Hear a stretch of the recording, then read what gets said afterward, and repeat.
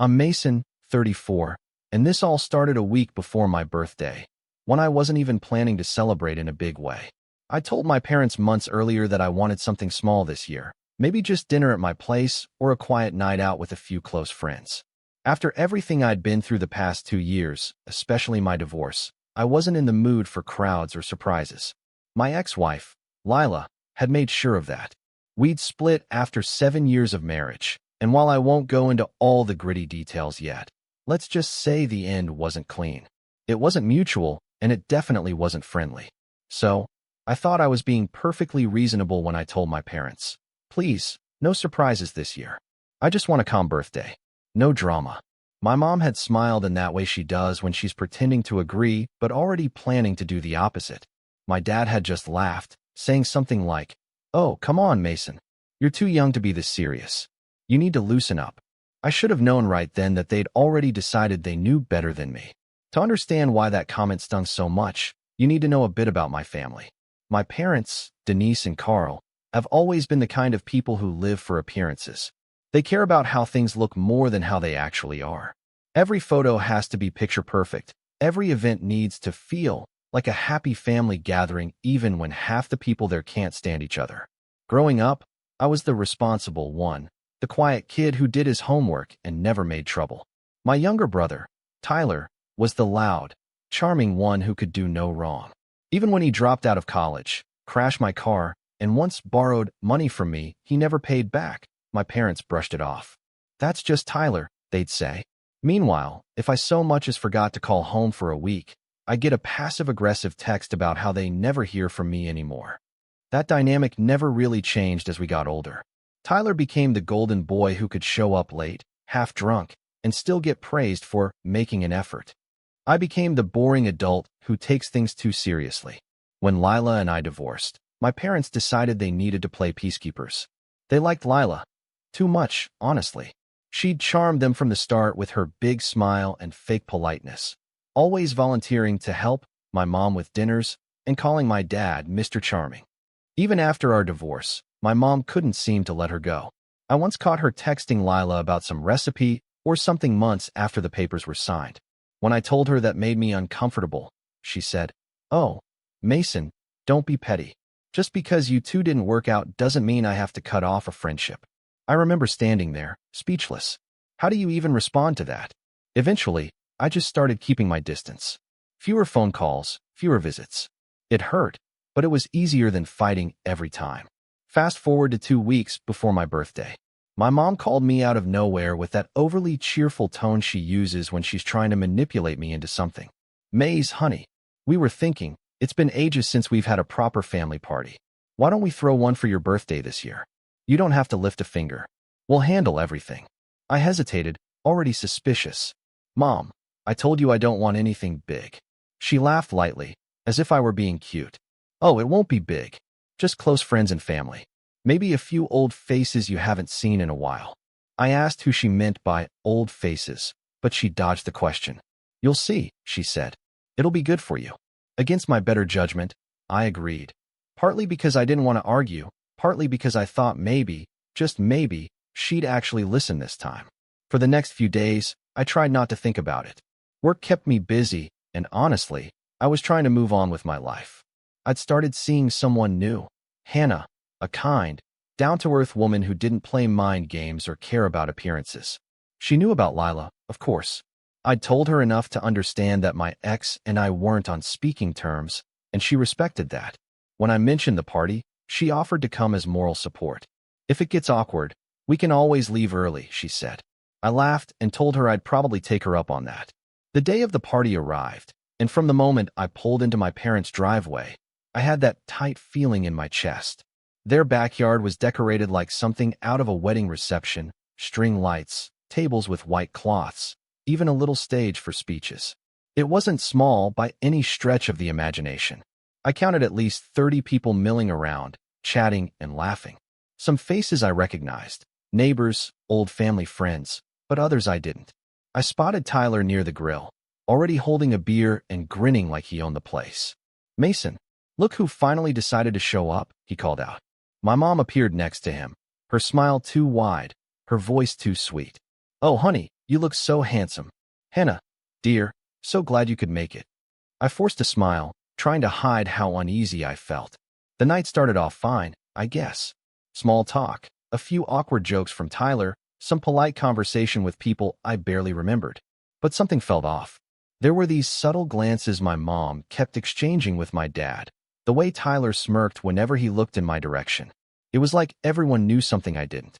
Then, about an hour in, I heard my mom gasp, "Oh, she's here," and hurry toward the gate. I turned just in time to see who she was greeting, and my stomach dropped. It was Lila. She looked exactly the same, down to the way she tilted her head when she smiled. Polished, perfect, fake. She wore a cream dress and carried a small gift bag, waving like we were long-lost friends. My mind went blank for a second. Hannah noticed my expression immediately. "Is that?" she started, but I didn't answer. My mom was leading Lila toward us, grinning like she'd just pulled off the world's best surprise. "Mason, look who came. Isn't this nice?" My dad chimed in, chuckling. "We thought it'd be funny to invite her. You two could use a good laugh, right?" I just stared at them. I couldn't believe what I was hearing. "You invited my ex-wife?" I finally said, my voice low but shaking. "Without telling me?" My mom's expression flickered with guilt for half a second before she brushed it off. "Oh, come on, Maze. Don't be so dramatic. It's been, what, 2 years? Surely you can be adults about it." Tyler laughed from behind her. "Yeah, man, lighten up. It's just Lila. Just Lila. The woman who had cheated on me with a coworker and then lied about it until I showed her proof. The woman who'd humiliated me in front of my family when the truth came out, and somehow still walked away with their sympathy." I asked again, "Are you serious right now?" My mom laughed, thinking I was joking. My dad said, "Oh, come on, son. You'll thank us later." I could feel every muscle in my body tighten. Lila stepped forward, smiling awkwardly. "Hi, Mason. I just wanted to wish you a happy birthday." My mom placed a hand on her shoulder, like this was some touching reunion. "See? She's being kind. Don't make a scene." That was the moment something in me shifted. I didn't say much after that. I just nodded stiffly and walked away, ignoring the whispers that followed. Hannah followed me quietly, concern all over her face. "Do you want to leave?" she asked softly. I wanted to. Every part of me screamed to get out of there. But another part of me, the part that had spent years being talked over, laughed at, and dismissed, wanted to stay. To see how far they'd go this time. I didn't know it then, but that was the moment the entire night, and my relationship with my family would change for good. Because by midnight, they wouldn't be laughing anymore. After Lila showed up, everything in me wanted to leave. My instinct was to take Hannah's hand, walk straight out the gate, and never look back. But standing there, with my parents watching me expectantly and Tyler smirking from across the patio like this was all some kind of joke, I decided to stay. Maybe it was pride. Maybe it was anger. Or maybe I was just tired of letting them walk over me and pretend it was love. So I told Hannah quietly, "Let's stay a bit longer." She gave me a worried look, but nodded. She trusted me to handle it. I wish I could say I was calm, but inside, I was boiling. My parents went back to mingling as if nothing had happened, and Lila drifted around like she belonged there, hugging my mom, laughing with Tyler, chatting with people who used to be my friends. I could hear her voice floating across the yard, bright and syrupy, and every word made my stomach turn. Hannah and I found a spot near the edge of the patio where we could watch without being dragged into conversation. I noticed my dad setting up a microphone near the little stage. "You didn't tell me there would be speeches," I muttered. My mom overheard and waved her hand. "Oh, just a few short ones. You'll love it. Everyone has such lovely things to say about you." I didn't believe that for a second. As the night went on, the air got heavier. The laughter felt forced, the conversation stilted. I caught snippets of people whispering things that made my blood run cold. Someone saying, "It's so nice they're on good terms again." Another person murmuring, "Maybe they'll get back together." I realized then that my parents hadn't just invited Lila. They'd sold this to everyone as some kind of reconciliation. A public reunion. Tyler came over with a drink in each hand, grinning. "You look tense, man. You gotta relax." I ignored the drink he offered me. "What's going on here, Tyler? Did you know they invited her?" He smirked, clearly enjoying himself. "Of course I knew. Mom thought it'd be good for everyone. You've been such a buzzkill lately." I stared at him, trying to understand how someone could be so casually cruel. "You think inviting my ex-wife, the one who cheated on me, is good for everyone. He shrugged. She made a mistake, bro. People move on. You should too. That's when Hannah spoke up, her voice calm but sharp. Do you usually decide how other people should process their pain, or is that just something you do for fun? Tyler's grin faltered, and he glanced between us. Whoa, easy there. Just saying Mason could use some forgiveness in his life. Hannah leaned in slightly, her tone icy. Forgiveness doesn't mean letting someone who humiliated you waltz back and like nothing happened. Tyler rolled his eyes and muttered something under his breath before walking off. I turned to her and exhaled. Thank you. She squeezed my hand. You shouldn't have to thank me for defending you, Mason. They're the ones crossing the line. By then, I knew I wasn't imagining it. The glances, the fake smiles, the way people kept steering conversations toward the past. It felt like everyone was in on a joke I wasn't supposed to get. My parents flitted around, pretending everything was perfect, until finally my dad tapped the microphone. All right, everyone, let's take a moment to celebrate the man of the hour. I froze. My mom clapped her hands and motioned for everyone to gather near the stage. I leaned toward her. Mom, what are you doing? She just whispered, Relax, honey. You'll love this. My dad started talking about how proud he was of me, which was rare enough to make me suspicious. He listed off my accomplishments, my career, my house, my resilience after a hard time. Then he said something that made my chest tighten. And of course, we all know that behind every great man is a great woman. Lila, thank you for being part of Mason's journey. You helped make him the man he is today. There was polite applause. I just stared at him, stunned. Lila blushed and smiled modestly, like this was some touching tribute. I couldn't breathe for a second. My mom stepped forward, all smiles, and said, We wanted to do something special tonight. Lila actually prepared a few words. I swear my heart stopped. Lila stepped up, pretending to be hesitant, and took the microphone. Wow, I didn't expect this, she said softly, though it was obvious she did. I just want to say how proud I am of Mason. We've both grown so much since our marriage, and even though things didn't work out between us, I'll always cherish the time we had. He's a wonderful man, and I hope he finds the happiness he deserves. It sounded nice on the surface, until she added, I know I wasn't perfect, but neither was he. We both made mistakes. The crowd gave a collective ah. My mom even dabbed her eyes with a napkin, but I stood there in shock. We both made mistakes. I hadn't lied. I hadn't cheated. I hadn't dragged her reputation through the mud like she did to me. I clenched my fists, my jaw tight. Hannah's hand found mine, but I barely felt it. When Lila finished, everyone applauded. My parents looked so proud, like they'd orchestrated some heartwarming reunion. Then my dad said, Now, how about a toast to new beginnings? He raised his glass, and everyone followed suit. I didn't move. I just stared at them. The people who were supposed to have my back, while they toasted the woman who had betrayed me. I stepped back, feeling like the ground had shifted beneath me. The laughter, the music, the clinking of glasses, it all sounded distant, muffled, like I was underwater. Hannah whispered, Mason, let's go. But I couldn't move. My mom approached, beaming. Wasn't that lovely? Don't you feel better now, getting some closure? I looked at her, my voice low. Closure? You think this was closure? She blinked, her smile faltering. Mason, don't start.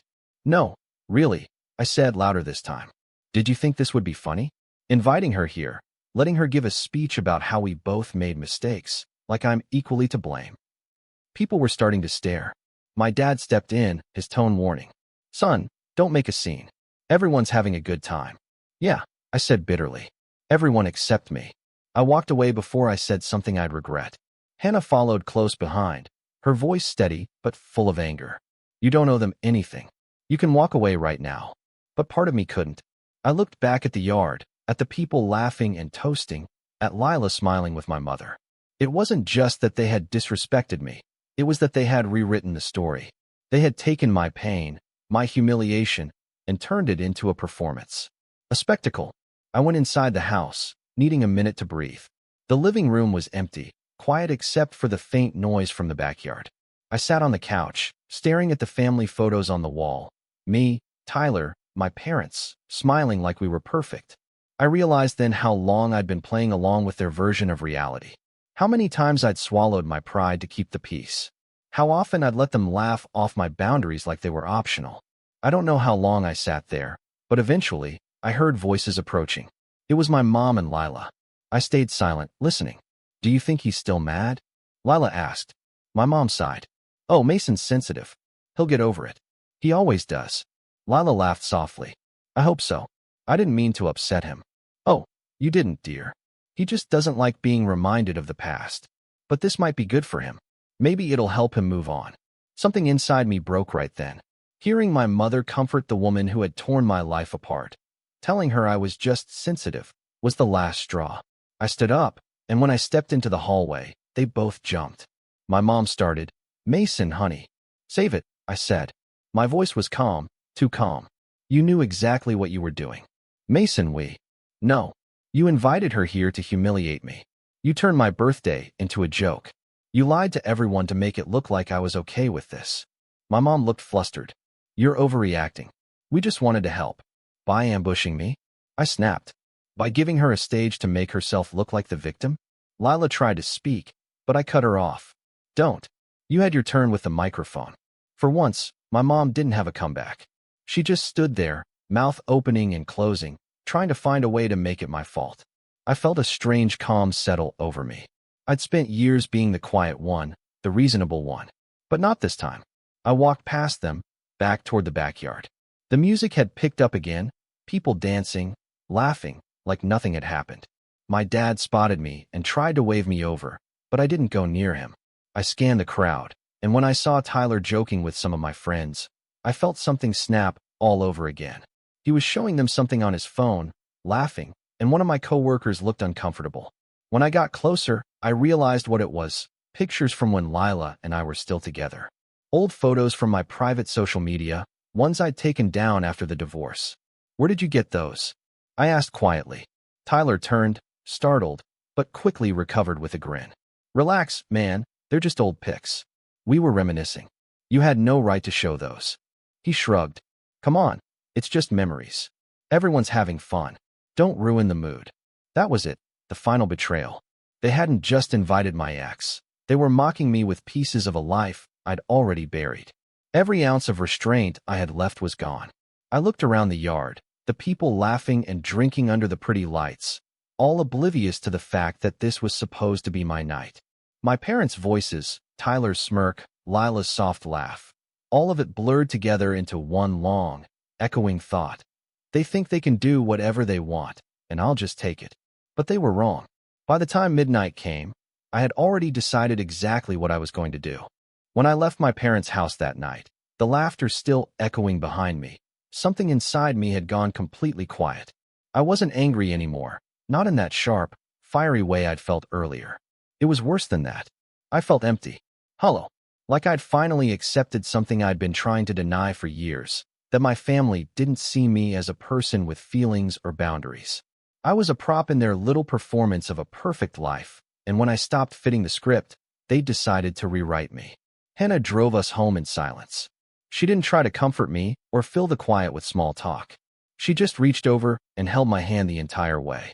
It was dark, the roads mostly empty, and I remember watching the streetlights pass by like blurs of gold.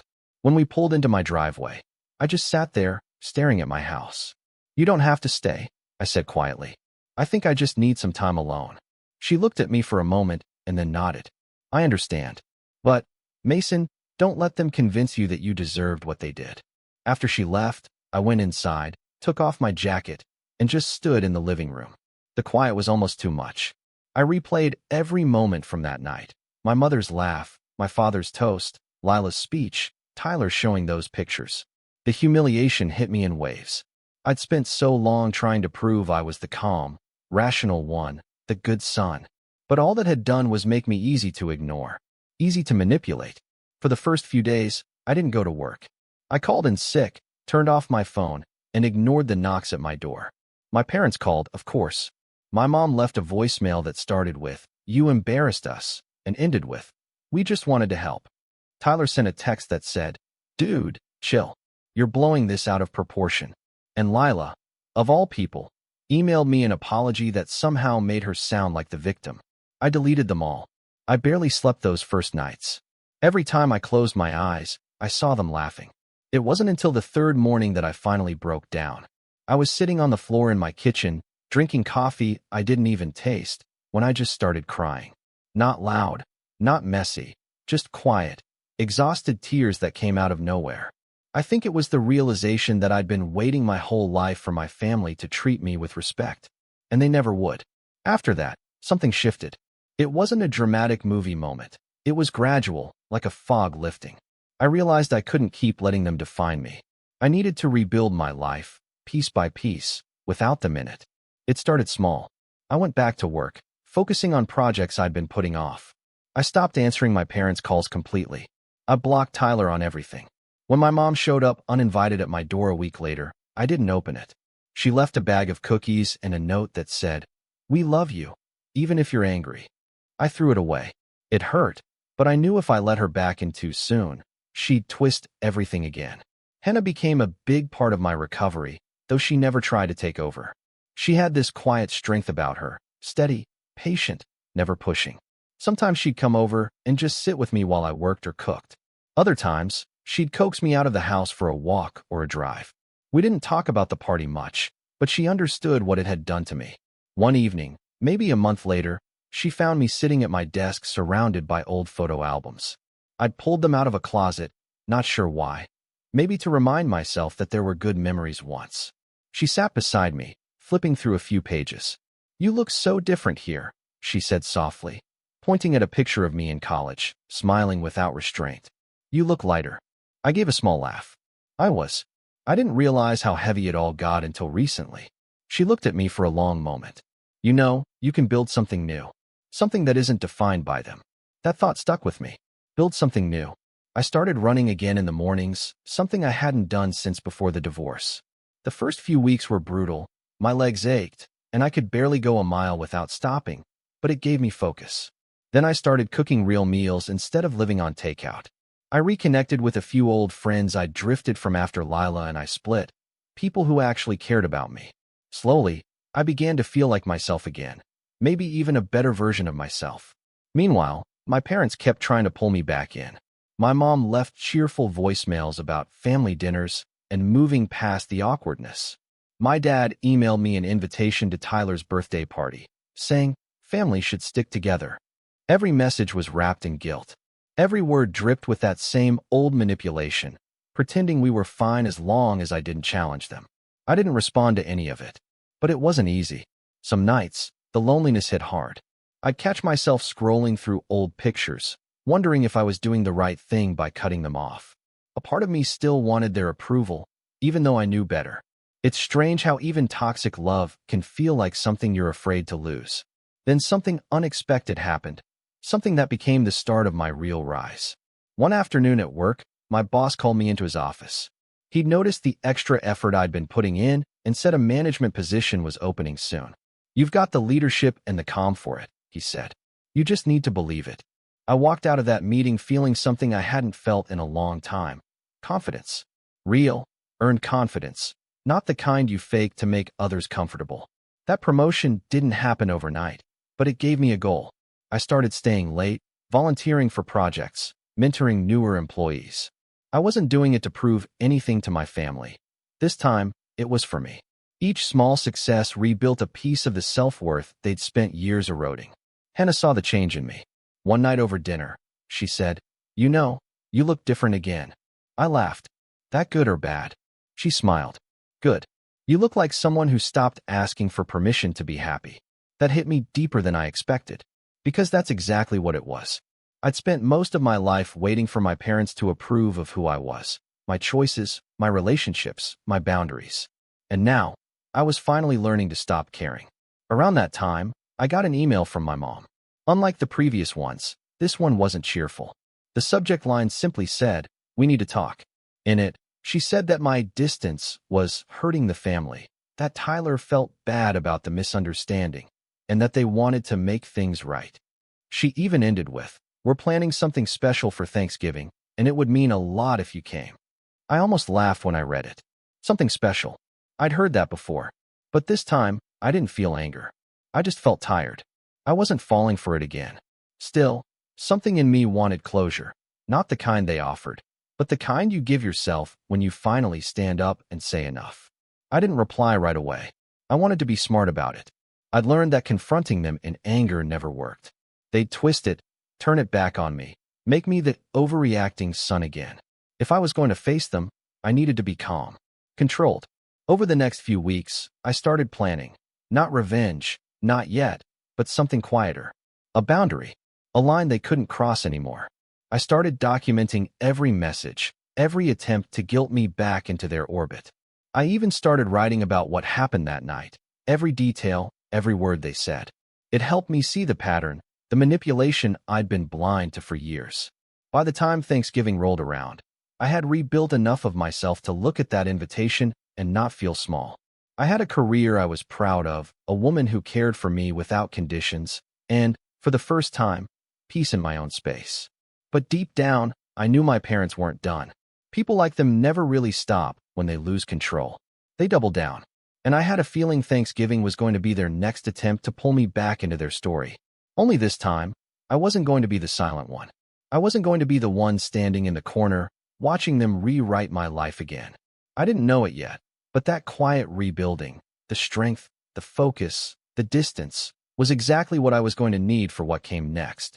Because when they tried to pull their next stunt, I'd be ready. And by the time I was done, they'd never laugh at me again.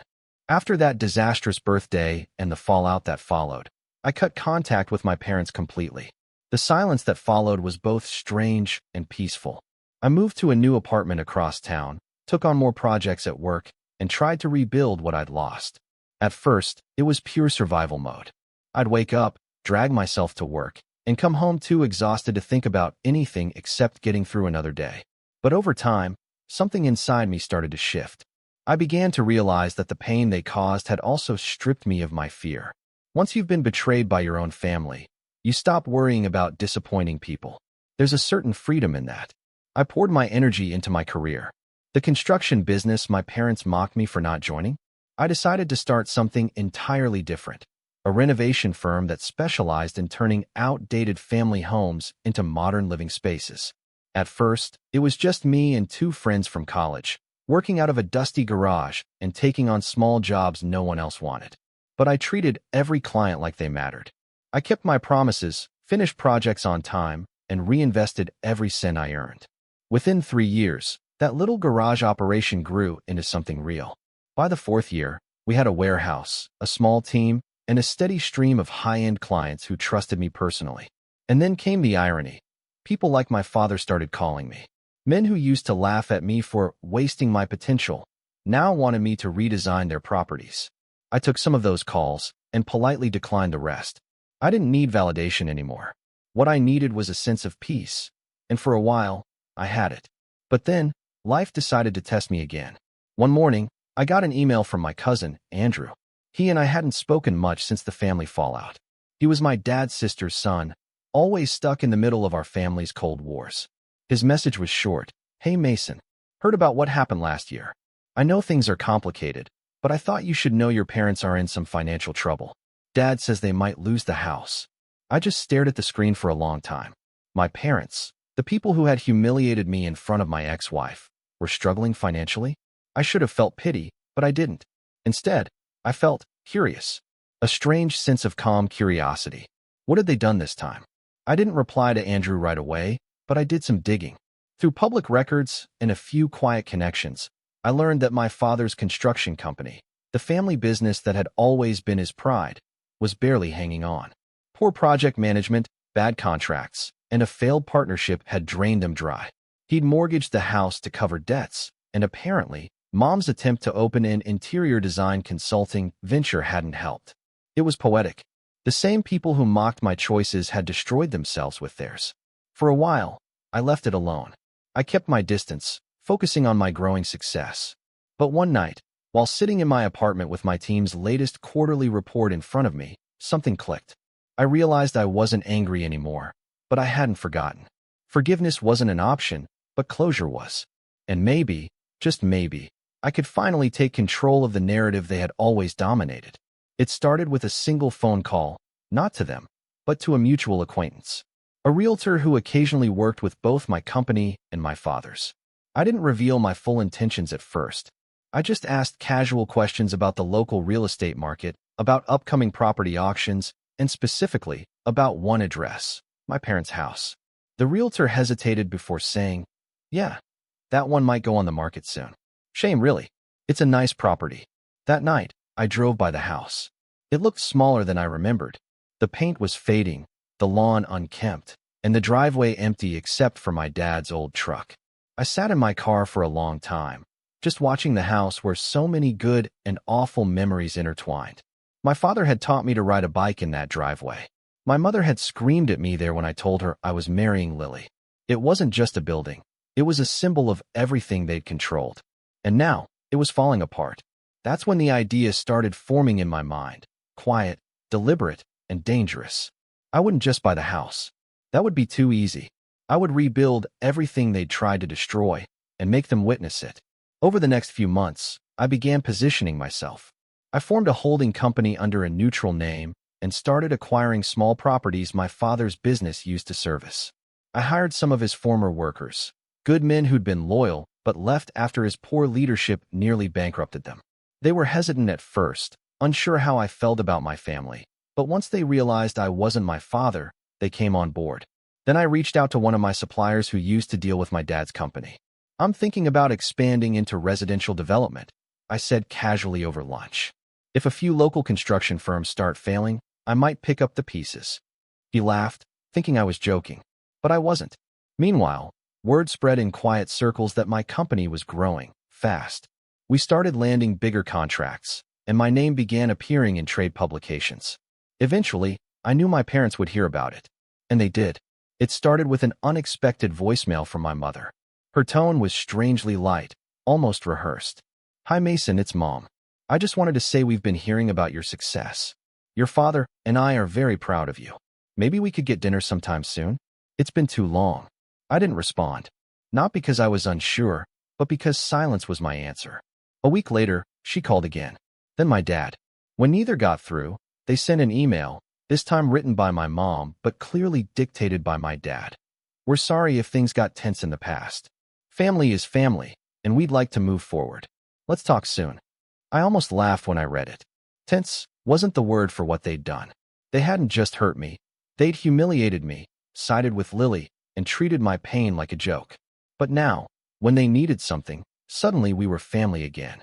I kept ignoring them, but I was already preparing. Every move I made brought me closer to the final stage, the one that would quietly flip the power dynamic completely. By late spring, I learned that my parents' house had officially gone into pre-foreclosure. I met with the realtor under my company's alias and started the process of acquiring the property. It wasn't immediate, these things never are, but it was steady. While they were still clinging to denial, I was already arranging the renovation plans. My assistant, Clara, noticed something was different about me around that time. "You've been quieter lately," she said one morning. "You're usually upbeat after landing a new deal. What's this one about?" I smiled faintly. "Let's just say it's personal." She raised an eyebrow but didn't press. Meanwhile, my parents started showing up in places they knew I might be, at community events, business mixers, even one of my company's open houses. Each time, I kept my composure. My father tried to act casual, saying things like, "Good to see you doing well, son," but there was a tightness around his eyes. My mother always followed up with something passive-aggressive, like, "We always knew you had potential. You just needed some time to grow up." I realized then that they hadn't changed at all. They still saw me as the child they could control, and that made what I was planning even more satisfying. Because soon, they wouldn't be in control of anything. By midsummer, the purchase was nearly complete. I'd even scheduled a renovation crew to start work on the property once the sale went through. My company would handle everything: design, construction, staging, and once finished, I'd have full rights to decide what to do with the house. But the opportunity for true revenge presented itself in a way I hadn't expected. One evening, while going through documents at my office, Clara came in with a surprised look on her face. "You're not going to believe this," she said, handing me a printed email. "Your parents reached out to us. They're trying to hire your company to help them update their home before selling it." I took the paper from her and read it slowly. It was from my mother's email address. "Dear Mason and Company, Renovations, we've heard wonderful things about your work and would love to request a consultation regarding our home at address." We're hoping to renovate before listing it for sale. They didn't even realize they were reaching out to my company. I couldn't help it. I laughed. A deep, genuine laugh that echoed through the office. After everything they'd done, after all their arrogance, they were unknowingly asking me to fix their mistakes. And that's when I knew the setup was complete. What came next wouldn't be loud or cruel. It would be calm, deliberate, and poetic. The kind of revenge that doesn't scream, it just smiles. And when the time was right, they'd finally see what they'd created and what they'd lost. When the first crew arrived at my parents' house, they had no idea who I was. I made sure of that. I introduced myself under the company name, Mason & Company, Renovations, and kept every interaction strictly professional. The crew, handpicked from my most trusted team, were informed only that we were handling a high-profile project for a demanding client. They followed my instructions meticulously, every detail tailored to the plan I'd spent months perfecting. The first step was subtle. I knew my parents would come by to check on progress. They were used to micromanaging, after all. So I created a schedule that made them feel involved, but ultimately left them powerless. I set up weekly consultation appointments that were actually just me reviewing the work with the crew, not with them. Each time they showed up, I greeted them politely but remained formal, never letting the facade drop. My mom tried her usual charm offensive, offering baked goods and effusive praise, but I responded with calm professionalism, neutral smiles, and careful nods. My dad attempted to assert authority, commenting on paint choices, lighting, and fixtures, but I politely reminded him, these decisions were outlined in the proposal you approved. Any changes would delay completion. Each time, I could see their frustration growing. They couldn't order, bribe, or manipulate me. They could only watch as I carried out my plans with precision. It was intoxicating. Next came the financial blow. I had negotiated to include every fixture, every improvement, and every upgrade under my company's budget, charging them at full market value. I knew they were financially strained, and I ensured that every unnecessary luxury, every must-have addition they insisted on, only increased their debt. My parents had spent years mocking my career choices, so there was a darkly satisfying irony in watching them pay for my expertise while simultaneously drowning in costs. Then came the subtle psychological work. I had installed surveillance cameras disguised as security features, giving me real-time updates on their visits, moods, and complaints. Each time they came to check on progress, I observed them. I watched my mother scowl when a color she wanted was not available, and my father grow increasingly anxious when the contractor explained that the changes would require additional permits and inspections. They were used to manipulating others to get their way, but here, they were powerless, watching their plans unfold without influence. The final piece of the puzzle was timing. I knew the property would eventually go on the market, and I had positioned myself to control the sale. But I wanted the revelation to be complete, dramatic, and utterly satisfying. So I waited until the last day of renovation, a day when my parents expected a final walkthrough and perhaps a chance to approve the completed work. They arrived early, full of their usual condescending confidence. I met them at the door, shaking hands under the Mason & Company banner, and led them inside. They walked through the house, their expressions shifting from smug satisfaction to confusion, and finally, to outright shock. Every room reflected decisions I had made deliberately to highlight their lack of taste, their financial recklessness, and their dependency on me. The luxurious finishes were tasteful yet expensive, the layout modern and functional, everything aesthetically perfect, but the bill, I had ensured, was staggering. "This is impressive," my father said, trying to mask his astonishment. "You've really transformed it." I smiled, polite but firm. "Thank you." The team worked hard. Everything was executed according to the approved design and budget. My mother's lips tightened. I didn't realize it would cost this much. Are you sure everything is necessary?" I nodded. Every addition was requested and approved. Any changes now would require significant additional time and expense. Their faces fell. The realization hit. They were financially trapped by their own decisions, guided and manipulated by the very person they had long belittled. Then I revealed the final twist. "I'll be handling the listing and sale myself," I said calmly. "Once the property goes live, all proceeds will be handled directly by the company. Any outstanding debts will be cleared first, and the remainder, if there is any, will be yours." Their eyes widened. You're selling our house? My mother stammered, disbelief lacing her voice. Yes, I replied. And because of the improvements, it's valued significantly higher than your remaining mortgage and debts. It will sell quickly, but all future contact regarding the property will be handled professionally through my office. I could see them calculating, realizing they had underestimated me. They had thought this was just a simple renovation, an easy way to spruce up the house before selling. They hadn't expected the level of control I had. They hadn't expected me to make them witness, firsthand, the power and skill they had always dismissed in me. The look on their faces was priceless. My mother, normally so quick to manipulate and charm, seemed frozen. My father, who had always wielded authority as his shield, now looked small and unmoored. They had no leverage, no recourse, and no one to blame but themselves. I could have stopped there, walked away, and let the market dictate their fate. But I wanted one final layer, proof that this was deliberate, that I had orchestrated every step from the start. I handed them an envelope. Inside was a detailed, itemized invoice listing every improvement, every expense, and every professional decision that had gone into the project. Each line was carefully documented, each cost justified, each step executed with precision. This is everything, I said. You approved every decision, every expense. My team followed your instructions as discussed. The success of this renovation is directly tied to the choices you made. You wanted a transformation. You got one. They stared at the document, mouths open. For the first time, the roles had reversed completely. They were powerless observers, unable to manipulate, lecture, or belittle me. I had taken the humiliation, the disrespect, and the betrayal they had inflicted upon me and returned it quietly but utterly. Then I handed them one more thing. A printed copy of the email thread where they had unknowingly requested the renovation from my company, thinking they were simply hiring a professional. This, I said softly, is the moment you came to me for help, completely unaware that I was the person you had spent years underestimating. They looked at each other, and I could see the panic setting in. Their pride, their arrogance, their sense of control, it all crumbled in that instant. My mother tried to speak, but no words came.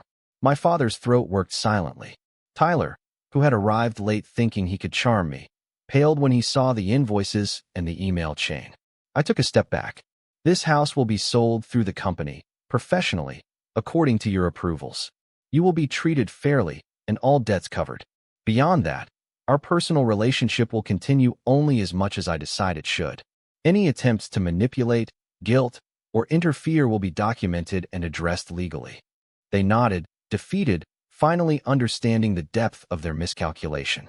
I could see it in their eyes, the acknowledgement that the child they had tried to control, belittle, and humiliate was no longer theirs to manipulate. I turned and left the house, my team following silently behind me. Outside, the sun was setting, painting the sky in streaks of gold and crimson.